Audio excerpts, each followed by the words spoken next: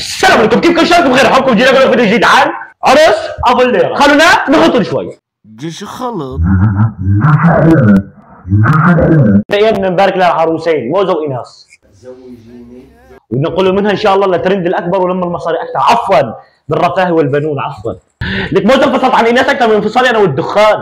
يعني هلا انا وايناس تاركين. وقت ما بيكون معي مصاري بطلع، اساس بطلت وصار صدري يوجعني. عندما بصير معي قرشين برجع له.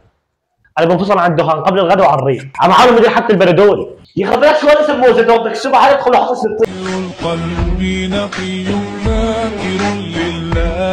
موزه لا تنسى ايش خد عمرك، في منك ولا مفرق؟ الدكان حدك ارخص. موزه تخيل ما في بنات بالسوشيال ميديا، شو راح يكون محتواك؟ شيف وتطبخ بيض وبندوره، يا اخي المحتوى الزرخ بدمك. موزه كتبت كتاب ونزلته على السوشيال ميديا، انا خايف تنزل ليله الدخله وتكتب شات قبل الحدث.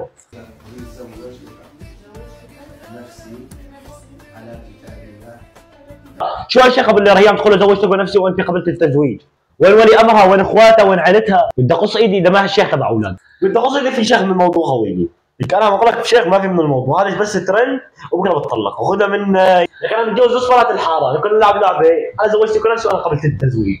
يعني بنات الحاره كلهم صاروا نسواني، يقوم رجعها ديك واحد تتجوزت تبدا يعني ينزل على ضرها هذا تتجوز. بدك تلعب ترند، العبوا صح. شيخ انا بعرف العصر بيجي ولي امرها، بيجي عمها، بيجي خالها، الا من باب الطاقه زوجتك بنفسي. زوجتك بنفسي وقبلت التزويج. اعطيهم مهله شهر راح ينزل فيديو انفصلنا.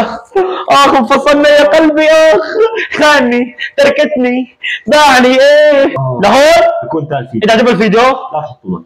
لا حطوا لايك. واشتركوا بالقناه. استنونا فيديو جديد والسلام عليكم. يوتيوبر مغرور كلامك مو مفهوم، عم تسبني وتنتقدني وانت احول العيون، عم تحكي ويا سلام مو فاهم بالعنوان.